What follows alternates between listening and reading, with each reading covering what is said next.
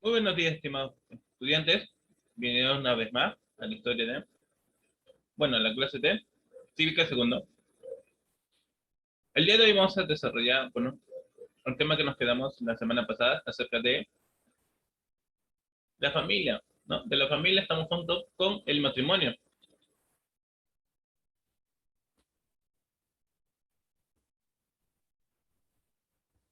A ver si se recuerdan qué era el matrimonio. Ya, a ver, ¿qué era el matrimonio?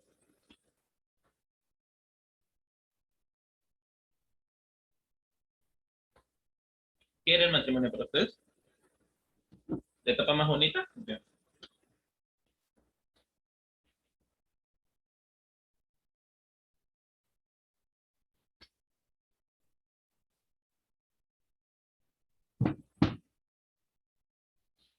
A ver, ¿qué era el matrimonio?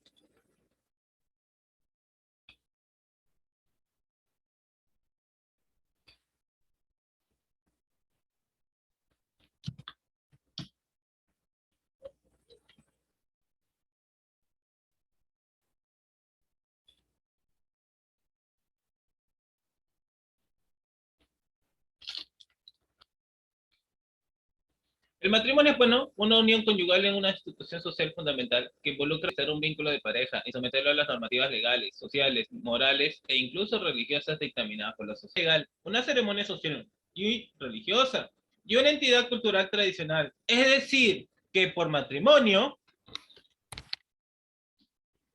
podemos entender distintos tipos de conceptos sociales, culturales y legales, dependiendo de la tradición específica de una sociedad y su imaginario. Uh-huh.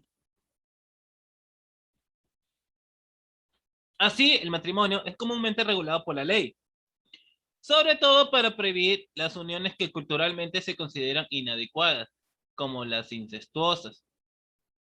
Pero tiene una existencia milenaria, con presencia en sociedades que comprendían la justicia y el Estado, de modo muy distinto al contemporáneo. De hecho, la palabra matrimonio proviene del latín matrimonium.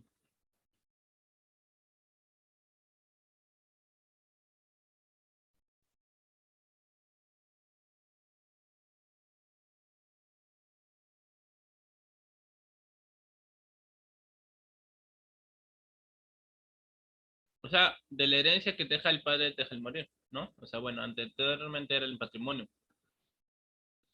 Este término se empleaba en la antigua Roma para referirse al derecho de una mujer de ser la madre legítima y reconocible de los hijos de un varón, lo cual le confería al estado de casada, o sea, no disponible, y el derecho a heredar los bienes que dejara su marido al fallecer. Además, puede considerarse que el matrimonio es la base de la sociedad. Se basa en la idea de cualquier sociedad humana. Tiene como fin la perpetuación de la especie y la protección que las generaciones venideras. Para lograrle se propone la unión matrimonial. En suma, el matrimonio es la unión exclusiva de dos individuos que desean compartir todos sus bienes y derechos. En principio se trata de hombre y mujer, dado que se le atribuye al matrimonio el fin de la reproducción humana. Pero este sentido ha cambiado en tiempos modernos.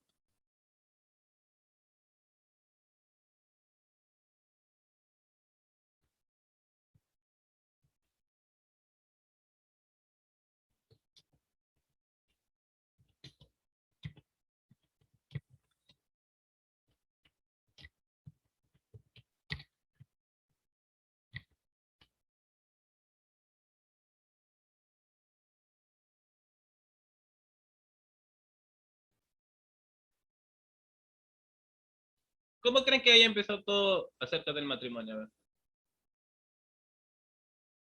¿no? Imagínense, ¿cómo empezó todo?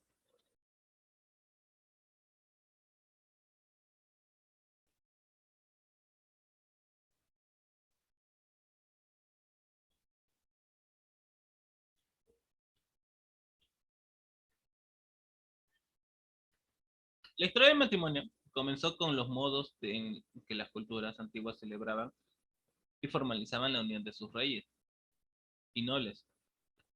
A menudo se traducía en cambios dinásticos. uniones estratégicas o cambios en la sucesión del poder político, según fuera el caso. En ese entonces los plebeyos no celebraban ningún matrimonio, pues no era necesario para tener relaciones o para concebir hijos.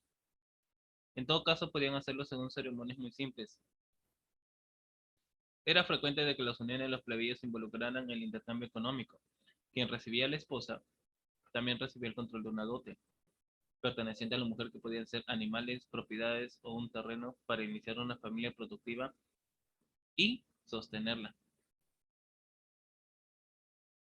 Dependiendo de la cultura y la religión, el matrimonio podía ser monogámico, una sola mujer y un solo hombre, o poligámico, varias mujeres para un solo hombre, como en la tradición oriental. Pero tal y como lo entendemos hoy en Occidente, el matrimonio nació. ¿Dónde creen que nació el matrimonio?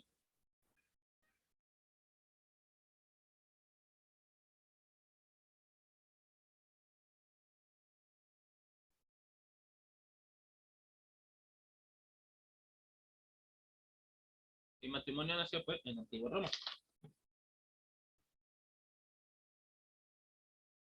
Bien. Su nombre era matrimonium y estaba sujeto a ciertas leyes y normas. Luego fue asimilado por la naciente cultura cristiana, en la cual se convirtió en un vínculo sagrado, celebrado ante Dios y conforme a ciertos ritos provenientes del Antiguo Testamento, es decir, de la religión judía. Gracias a la separación de Estado y religión ocurrida en Occidente, desde finales del Medioevo, el matrimonio se fue convirtiendo más en una figura legal que era un nexo religioso indisoluble. Así surgió el matrimonio civil, que permitía casarse a personas entre religiones distintas o impedidas por ley eclesiástica. También fue posible el divorcio, que permitía la interrupción del matrimonio, aunque la iglesia tardó en reconocerlo. Y va a tardar todavía. Pues sus votos matrimoniales son, a ver, ¿hasta qué son los votos matrimoniales? La famosísima regla dicha cuando se casan.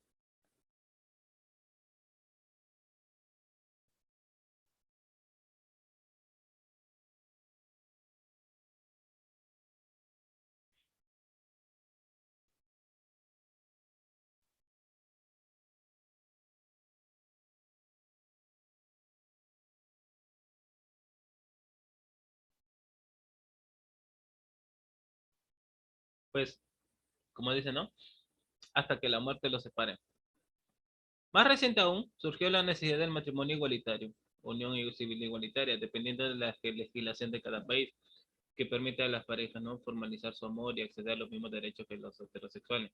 El derecho de las personas homosexuales al matrimonio recibe enorme resistencia de parte de los sectores conservadores, que prefieren pensar que el matrimonio en términos religiosos y no en términos legales, ¿no?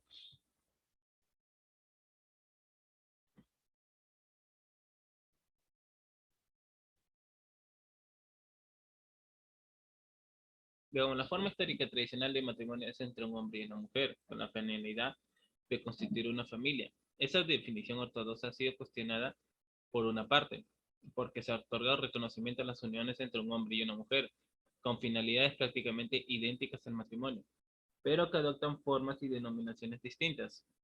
Por otro lado, el desarrollo de nuevas uniones, ¿no? Nuevos modelos de familia han desvinculado a la función reproductiva del matrimonio. Parejas no casadas con hijos, matrimonios sin hijos, madres y padres solteros o madres y padres con una pareja de su mismo sexo. Finalmente, en varios países y estados se ha producido una ampliación de derechos que ha dado reconocimiento al matrimonio entre personas del mismo sexo. En esos casos, el matrimonio se realiza generalmente por la forma civil o de Estado, porque las normas de muchas religiones no permiten este tipo de uniones en su seno. Con todo, en distintos tiempos y lugares se han reconocido otras variedades del matrimonio. La monogamia es la práctica más común. El matrimonio se considera una institución importante porque contribuye a definir la estructura en la sociedad al crear un lazo de parentesco entre personas, generalmente no cercanas en línea de sangre. No, una de sus funciones ampliamente reconocidas es la procreación y socialización de los hijos. Si bien no es absolutamente necesario casarse para tener hijos, ni todos los matrimonios heterosexuales lo tienen, así como la de regular el nexo entre los individuos y la descendencia que resulta en el parentesco, rol social y estatus. El papel del sexo y el amor del matrimonio se han estudiado con diferentes enfoques pedagógicos y de preguntas y respuestas. En las sociedades de influencia occidental, suele distinguirse entre matrimonio religioso y matrimonio civil, siendo el primero una institución cultural derivada de los preceptos de una religión, y el segundo de una forma jurídica que implica un reconocimiento y un conjunto de deberes y derecho legal y culturalmente definido.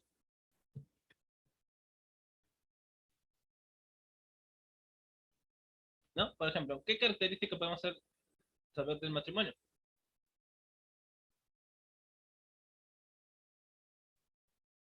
¿No? ¿Qué característica podemos darle al matrimonio? Porque hay pasos, ¿no? Para casarse, opciones para casarse, pero ¿qué características podemos darle?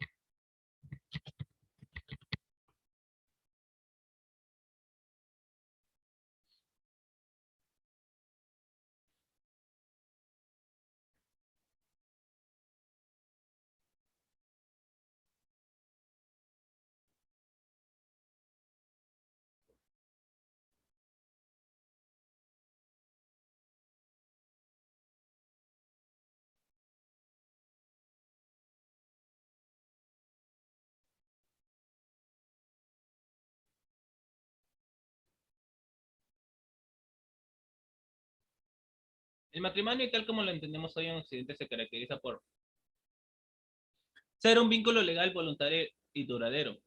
Las personas se pueden casar únicamente por su propia voluntad y deben hacerlo mediante una serie de ritos y ceremonias legales y religiosas, si así lo desea, que atestiguan la validez y la legitimidad del hecho. Puede ser civil y o religioso. Todo depende de las creencias de los cónyuges, aunque el único valedero entre el Estado es el civil y el único valedero ante la Iglesia es el religioso.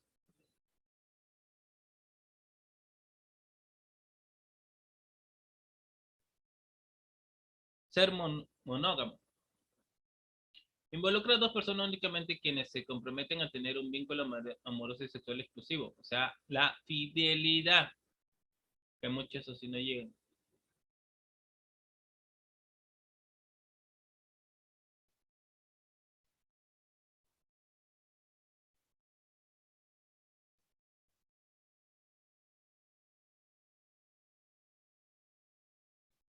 Es tradicional y convencional, se rige por las convenciones y tradiciones sociales, morales y religiosas de la comunidad y de la nación, por lo que puede tener marcadas diferencias de una región del mundo a otra. Crea una comunidad de bienes, llamada comunidad conyugal. Implica que todas las propiedades y capitales obtenidas desde el inicio del matrimonio son de ambos cónyuges, por igual lo que implica un reparto común y la necesidad de arreglos en casos de divorcio,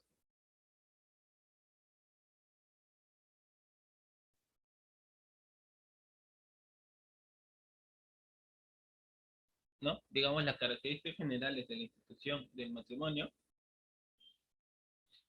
incluidas en algún ordenamiento jurídico, son la dualidad, la heterosexualidad y el contenido en cuanto a derechos y deberes. A partir del siglo XX, en las sociedades de influencia occidental y procedente del liberalismo, se recoge también el principio de igualdad, con un peso creciente en las regulaciones derivadas. La dualidad del matrimonio es el principio por lo que la institución está prevista.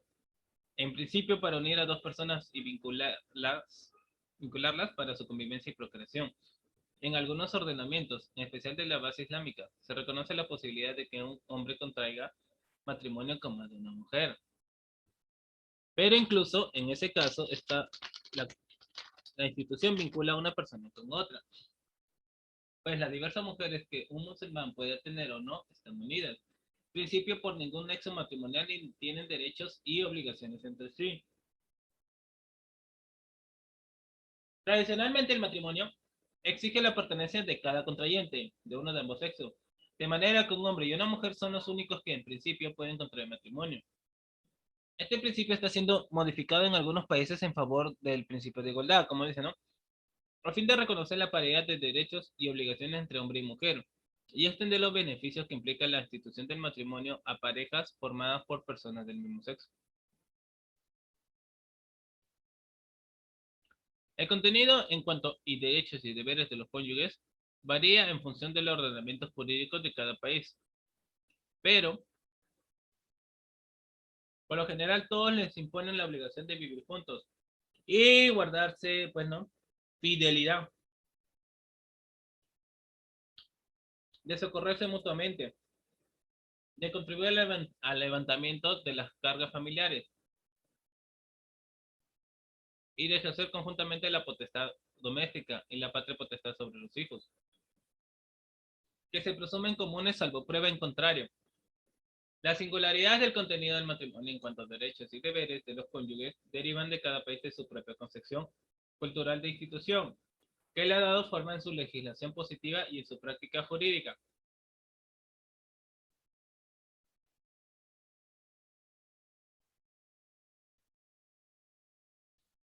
El matrimonio produce una serie de efectos jurídicos entre los cónyuges y frente a terceras personas, de los cuales los fundamentales son los deberes o obligaciones conyugales.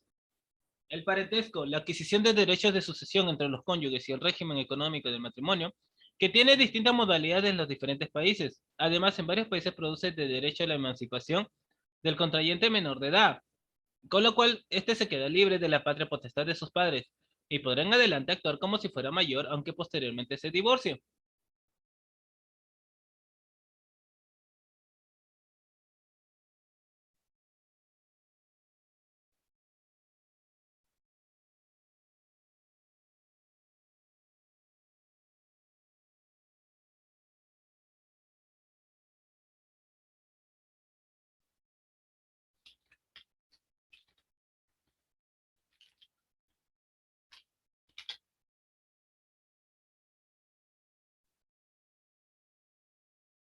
Y podrán en adelante actuar como si fuera mayor, aunque posteriormente bueno, no se divorcie, aunque ya, como digo, no, pues busquen con quién casarse también, ¿no? Busquen con quién casarse, ya también muchos divorcios, ¿no? Si alguien se va a casar, pues no, que sea para toda la vida. No, ay, no, me caso todo bien bonito porque la fiesta es bonita, después me separo. No, no sé por qué hacen eso, en serio. Esto es bien bonito, ¿no? La verdad que no.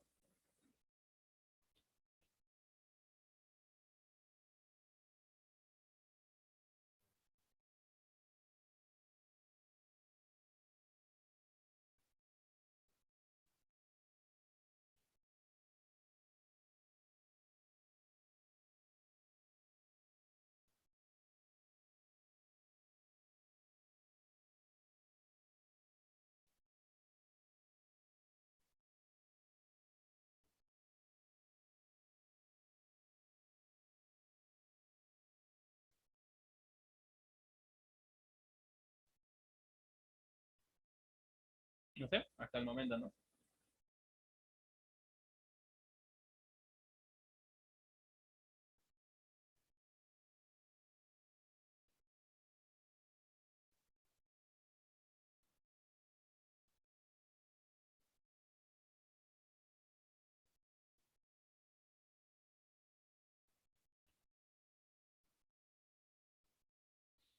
Pues, el régimen matrimonial o régimen económico matrimonial o régimen patrimonial del matrimonio puede definirse como el conjunto de las reglas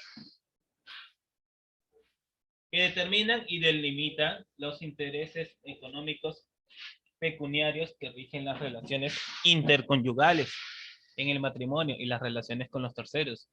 Muy a menudo este conjunto de reglas son desconocidas o suplidas por las reglas que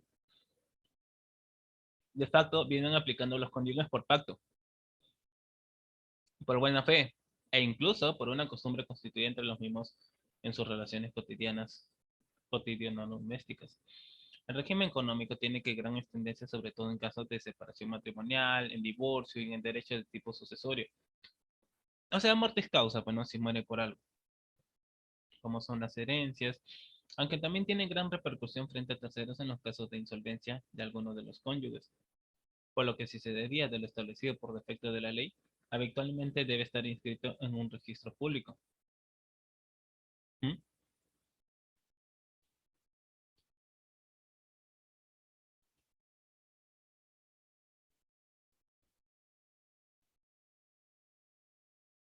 Según fuente, ¿no? De acuerdo al ordenamiento jurídico que se trate, puede haber tres tipos de regímenes matrimoniales: régimen legal, convencional o judicial.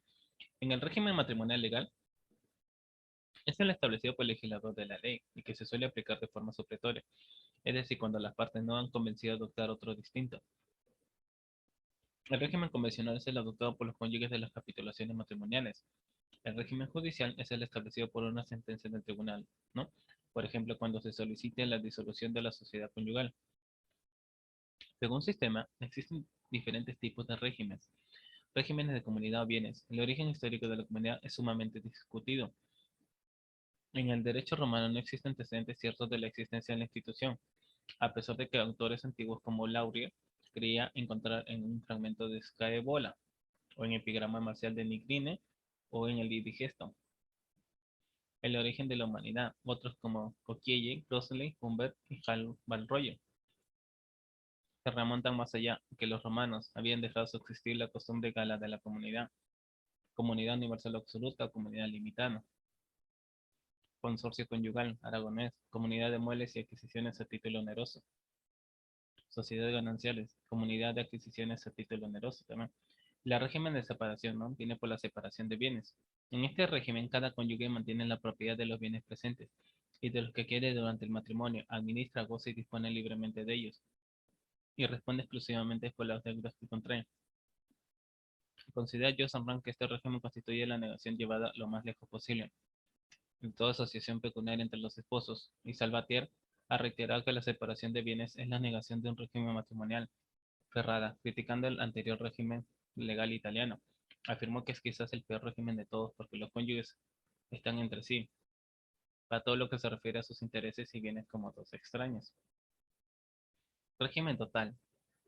La dote es una institución relacionada con el matrimonio de las reformas en Francia de 1965 y en Italia 1975, que eliminaron el régimen como convencional, prácticamente desaparecido de las legislaciones actuales.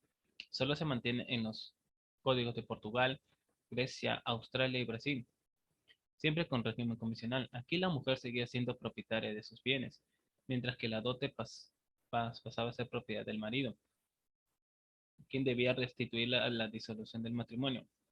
Los distintos conflictos entre los cónyuges hicieron que surgieran diversos remedios, ya para asegurar la restitución de la dote, ya para salvaguardar los derechos del marido ante las faltas de la mujer. Así apareció el arbitrio right of shore, por el cual se sometía a un árbitro de la determinación de las condiciones en que la mujer dejaría el hogar conyugal y del valor de la dote que había que restituir.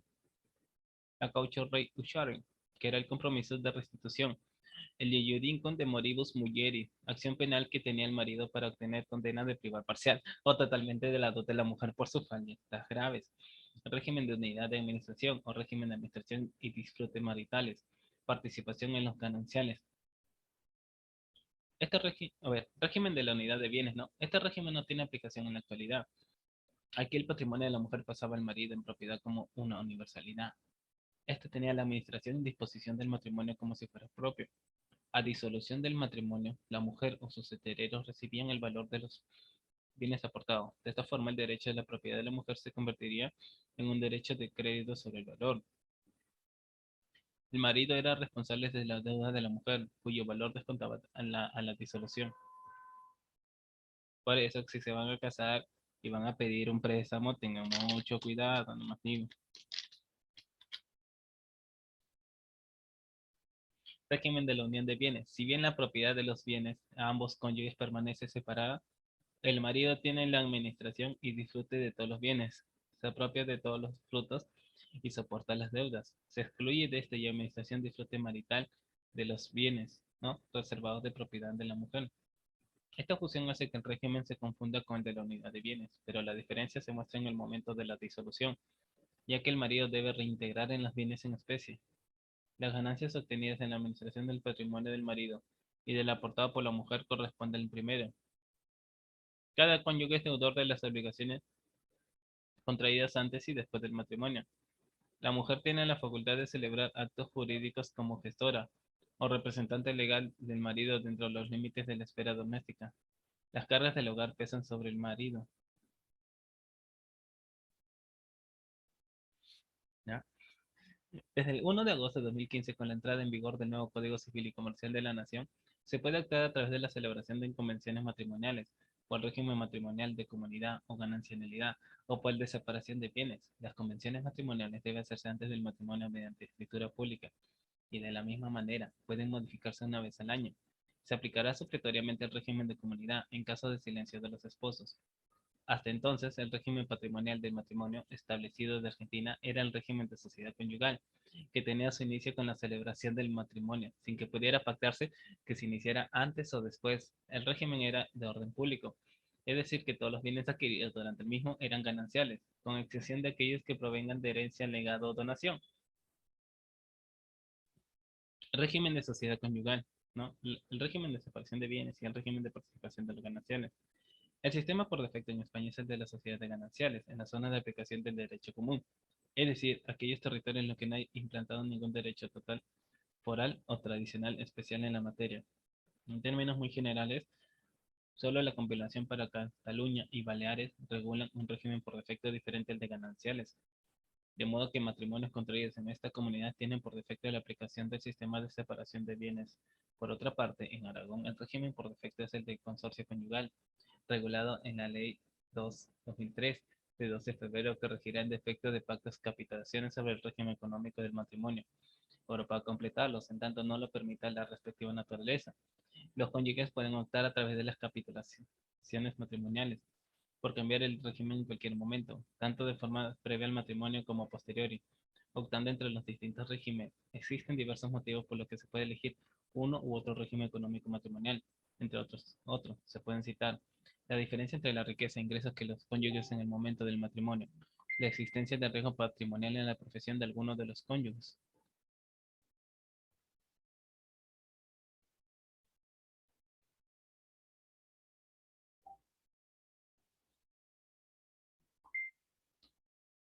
No todo lo que llega a ocurrir siempre, ¿no?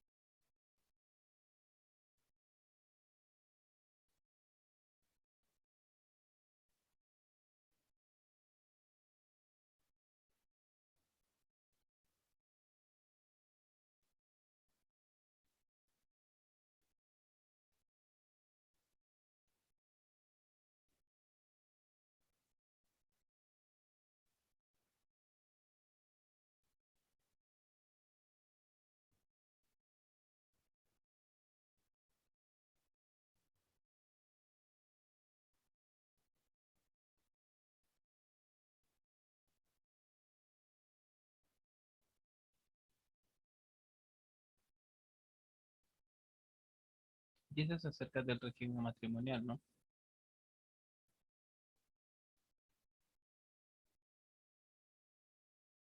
A ver, vamos a pasar los tipos de matrimonio, o quieren ya pasar de frente a los pasos para casarse. Tal vez les interese, ¿no? Casarse ustedes. Quién sabe, ¿no? Si están enamorados, ¿no? Están en noviazgo, pues, y deciden casarse, no lo pongan como sentencia. Lamentablemente el ser humano lo pone como si fuera una sentencia al casarse, la verdad. Pero no es así, ¿no? Si pensamos que, no, que el matrimonio es una sentencia, que yo no quiero casarme, no, de verdad que no. A ver, existen diferentes tipos de matrimonio, ¿no? Matrimonio religioso, que involucra un conjunto de ritos y ceremonias con un fuerte componente simbólico, determinados por el tipo de religión de la cual se trate, judía, católica, islámica, entre otras. generalmente exige que ambos cónyuges practiquen la misma fe y suele ser mucho más rígida con sus mandatos y exigencias. Matrimonio civil. Se trata de la contrapartida legal, laica y jurídica del matrimonio religioso, la cual se rige por las leyes del Estado y no por los mandatos de religión o la moral. Por ende, es mucho más permisivo en ciertas ocasiones, si es el único valedero ante la justicia. Matrimonio igualitario, pues se trata de la unión entre dos personas del mismo sexo bajo el mismo término de matrimonio civil, heterosexual. En algunas latitudes es más aceptado que en otras, y en algunos le bajó un nombre distinto de un matrimonio como unión civil, nada más. Matrimonio por conveniencia. Se llama así a los matrimonios que un principio no nacen del amor, sino del interés. O sea, de un intercambio como cualquier otro. El matrimonio por interés no es bien visto socialmente, a pesar de que en la antigüedad todas las formas de matrimonio lo eran. Sí, al inicio era todo por interés, la verdad. En principio, por interés, un príncipe y una princesa solían casarse para unificar sus reinos.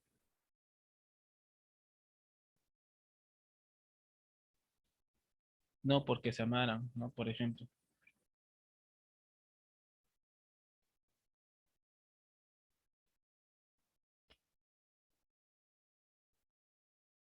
La verdad, así empezó todo. El matrimonio empezó por, como le digo, por conveniencia. Sí, es una de las grandes verdades, ¿no?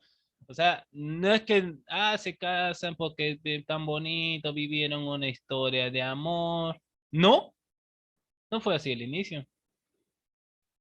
Todo fue por conveniencia. Todo fue por conveniencia al inicio.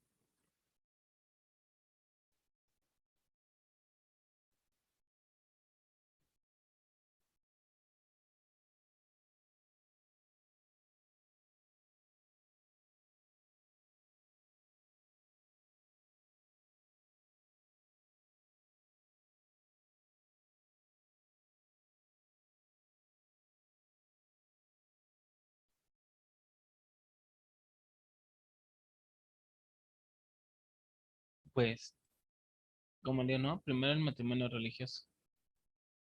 Se puede definir como la unión cuya estructura esencial viene exigida por los dogmas de la religión a la que pertenecen los contrayentes. Por ejemplo, matrimonio en iglesias cristianas. ¿Qué es lo que ocurre, bueno, acá en la iglesia cristiana? ¿Sí? Tipos de matrimonio. No, el matrimonio en las iglesias cristianas es la alianza de un hombre y una mujer por una familia. El cristianismo regula esta institución tanto en las prácticas rituales como en lo vivido a nivel de los individuos. Como resultado, existen fuertes tradiciones hoy en las áreas culturales donde las iglesias de esta religión han extendido su influencia. El matrimonio es un sacramento que se da unos a otros, pero siempre tiene lugar en una iglesia o en su defecto, una capilla. En las iglesias ortodoxas y copta, el matrimonio es uno de los 7 sacramentos y también una vocación compatible con la de los presbíteros y diáconos. Los monjes y los obispos, en cambio, son invitados a vivir en celibato. Se da más importancia que el consentimiento a la bendición nupcial, pues, según su teología, es Cristo mismo quien los une. Así, la huella de matrimonio se mantiene incluso después de la muerte de uno de los cónyuges. Sin embargo, se justifica un nuevo matrimonio del cónyuge que no ha cometido adulterio, en caso de que su esposo o esposa lo haya hecho por diversos motivos que se han ido añadiendo con el paso del tiempo. De cualquier forma, la disciplina no es unitaria en todos los patriarcados, dado que se reconoce la indisolubilidad del vínculo, pero al mismo tiempo se concede la posibilidad de un nuevo matrimonio en esos casos, por el bien pastoral de los esposos, y además se ha dado mucha interferencia del poder estatal que las iglesias han simplemente asumido. El rito de matrimonio en la iglesia ortodoxa inicia con el rito llamado oficio de los esponsales, con el que los esposos se acercan a la puerta de la iglesia y son interrogados por el celebrante acerca de su deseo libre de unirse en matrimonio. Entonces el sacerdote hace el signo de la cruz sobre la cabeza de cada contrayente 3 veces.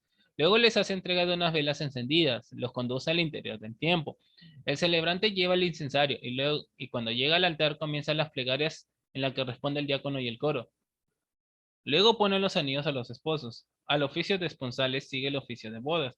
Los contrayentes se dirigen nuevamente a la entrada de la iglesia y se acercan en procesión llevando las velas. También el sacerdote viene adelante con el incensario. Cuando llegan al altar, el sacerdote los recuerda las obligaciones y condiciones del matrimonio, invitándoles a vivir de acuerdo con la fe que profesan. Luego los novios manifiestan públicamente su consentimiento. Siguen otras moniciones leídas por el sacerdote y luego las tres bendiciones, que son oraciones que recuerdan partes relacionadas de la historia de la salvación pidiendo a Dios su bendición. Sigue el rito de coronación, por lo que el sacerdote pone una corona en la cabeza de cada esposo. Luego se lee el extracto de la carta de los Efesios referida al matrimonio como ministerio de la unión de Cristo con su iglesia y el evangelio de la boda de Caná. Siguen otras oraciones y el canto de Kyrie. En el protestantismo y el cristianismo evangélico, el matrimonio es todo un acto civil resultante de una elección personal de los dos cónyuges. En su mayoría no consideran el matrimonio como una celebración religiosa, sino como un evento que incumbe a las autoridades civiles. Una variedad peculiar en la teología no protestante es la creencia de las iglesias restauracionistas, como la Iglesia de Jesucristo de los Santos de los Últimos Días, y las variantes del movimiento mormón. Esta denominación predica que el matrimonio es eterno, instituido por Dios. No finaliza una vez que la muerte separa a la pareja, sino que perdura por siempre. El sacerdote realiza matrimonios en los templos por todo el tiempo y eternidad, oficialmente exclusivamente dentro de sus templos y oficiados por sacerdotes del sacerdocio mayor. En cuanto a los atuendos, son similares a cualquier matrimonio de tipo occidental. Se subraya especialmente la necesidad del auxilio divino para que acompañe a los nuevos esposos. Esto es por medio de oraciones especiales, pero no existe un rito específico. Algunas iglesias luteranas han creado ceremonias litúrgicas adecuadas para manifestar públicamente el consentimiento y la bendición nupcial. Siguen un esquema propio que, tras la lectura de textos bíblicos alusivos, deja lugar a las declaraciones y promesas de consentimiento. Luego se procede a la entrega de anillos y el pastor da su bendición a los nuevos esposos.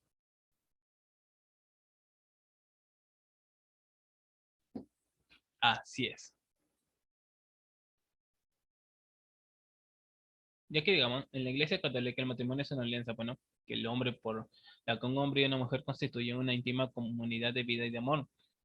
Por su naturaleza está ordenada al bien de los cónyuges y la generación de educación de los hijos. Entre bautizados, el matrimonio es además un sacramento. Por eso, un matrimonio de paganos que al cabo de los años recibiera el bautismo no necesita repetir ningún rito o ceremonia en el momento de recibirlo. Su vínculo conyugal se convierte en un sacramento. Según la Iglesia Católica, el origen del matrimonio entre una pareja no es solo cultural, sino que procede de la misma naturaleza humana en cuanto que, como dice el libro del Génesis en el principio, Dios creó al hombre y la mujer. El matrimonio sería, por tanto, una institución y no un producto cultural cuyas principales características, unidad, indisolubilidad y apertura de la vida, vendrían definidas por la propia naturaleza del concepto católico de amor entre hombre y mujer, que exige a los esposos o cónyuges amarse el uno al otro para siempre, y que alcanza su mayor expresión en la procreación. Por eso la Iglesia Católica se ha opuesto tradicionalmente al adulterio, la poligamia, el rechazo a la fecundidad y el divorcio. También recientemente se ha manifestado en contra tanto a las legislaciones que permiten las uniones entre personas del mismo sexo o como aquellas que equipararan el estatus jurídico de dichas uniones al del matrimonio, porque entiende que significaría no solamente aprobar un comportamiento desviado y convertirlo en un modelo para la sociedad actual, sino también ofuscar valores fundamentales que pertenecen al matrimonio común de la humanidad.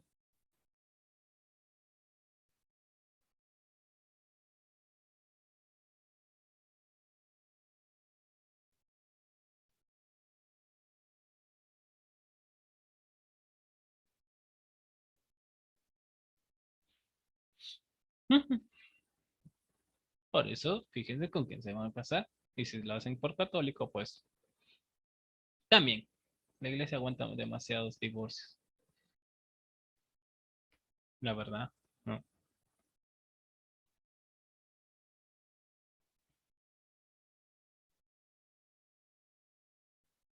El matrimonio en el Islam, ¿no? Es un contrato legal firmado por los contrayentes bajo la ley islámica llamado nikah, un hombre y una mujer.